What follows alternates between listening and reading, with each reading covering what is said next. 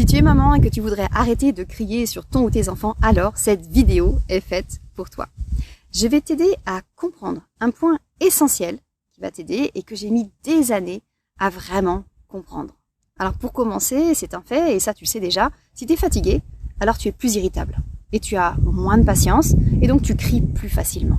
Tu dois donc pouvoir préserver ton énergie pour avoir plus de patience, et donc être plus facilement bienveillante et éviter de crier sur ton ou tes enfants.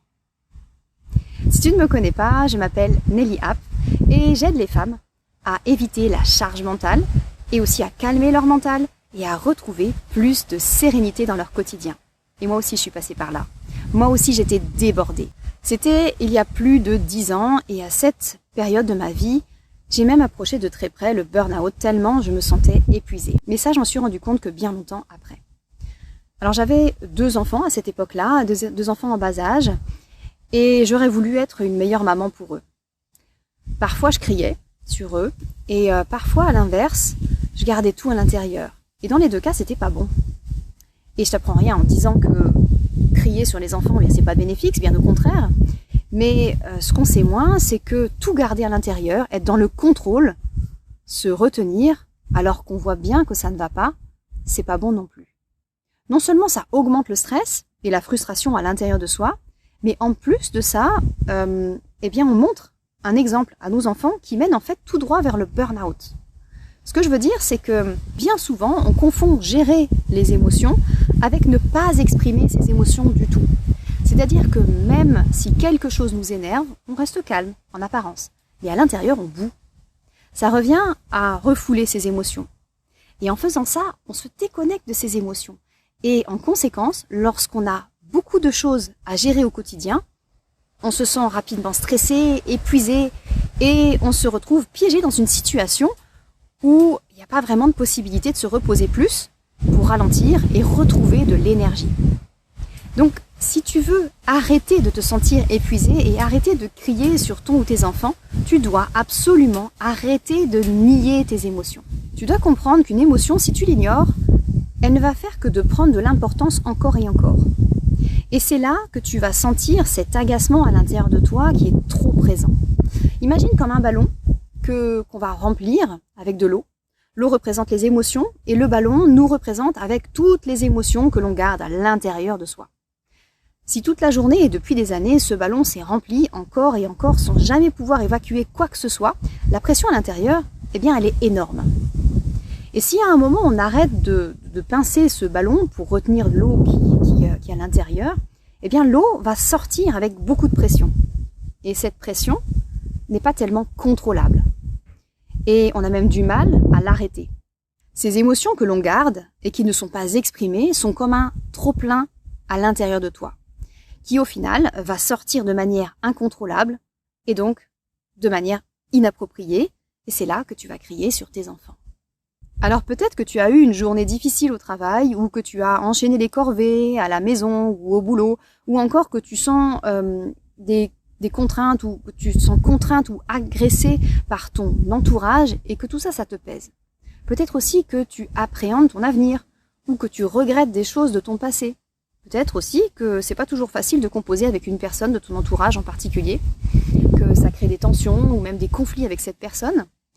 Alors ça peut être un patron, un collègue, une collègue, ton conjoint, tes parents, tes beaux-parents ou toute autre personne de ton entourage, peu importe.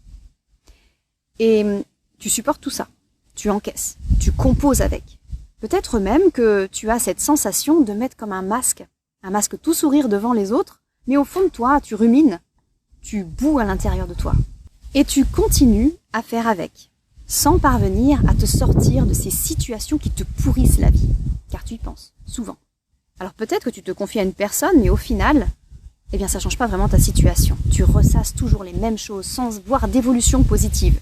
Parce que tu n'utilises pas tes émotions, tu les refoules. Et tout se mélange en même temps. Et si on reprend l'image de ce ballon avec l'eau à l'intérieur, alors chaque contrariété, chaque émotion pourrait avoir une couleur. Et au final, tu ne distingues plus différentes couleurs, parce qu'au fil des jours, des mois, des années même, tu as gardé tout ce mélange et tu ne distingues plus clairement comment sortir de ces situations qui ne te conviennent pas. Et pourtant, toutes ces émotions, elles ont une utilité. Celle de te guider vers ce qui est bon pour toi. Celle d'identifier quand tu fais des choses qui te conviennent et des choses qui ne te conviennent pas. Celles qui te permettent, elles te permettent en fait de trouver ton équilibre, tes émotions. Alors si tu arrêtes d'ignorer tes émotions, si tu arrêtes de remplir ce ballon sans t'en occuper, c'est là que tu y verras plus clair pour calmer tout ce qui bout à l'intérieur. Et c'est en faisant ça que tu parviendras à être plus calme et qu'il te sera plus facile de ne pas crier sur ton ou tes enfants. Alors oui, c'est vrai, les enfants demandent de l'attention et ils doivent parfois apprendre en faisant des erreurs et c'est comme ça qu'on apprend bien souvent. C'est un petit peu rageant des fois.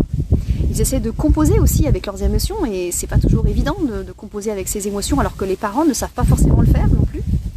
Et tout ça, eh bien, c'est pas toujours facile non plus en tant que parent à supporter. Et ça demande surtout beaucoup d'énergie.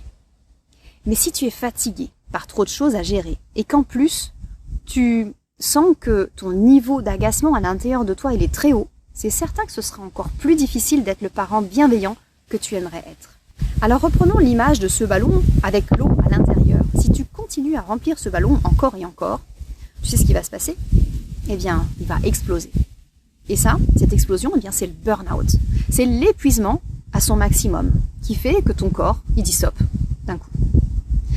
Alors avant d'en arriver là, je t'invite vraiment à observer ce qui se passe en toi, à observer toutes ces émotions, à arrêter de les refouler parce que ce sont des trésors pour t'amener à te guider vers ce qui est bon pour toi.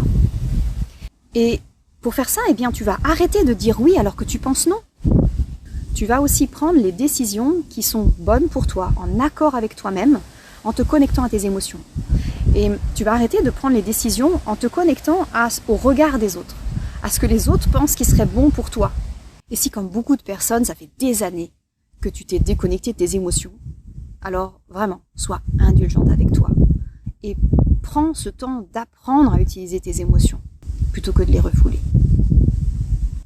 Et comme toujours, si tu as besoin d'aide pour faire ça, parce que toutes tes émotions, eh bien, elles ont tendance à se mêler, et puis que ta situation, elle semble comme une fatalité sans issue possible, alors n'hésite pas à me contacter. Parce que parfois, on ne peut pas trouver la solution seule, c'est humain. On a alors besoin de se faire accompagner pour trouver les ressources pour y arriver. Et si ça t'intéresse, eh bien, tu peux prendre un rendez-vous découverte qui est offert avec moi pour en discuter ensemble. C'est totalement gratuit, mais ne reste pas dans cette impasse.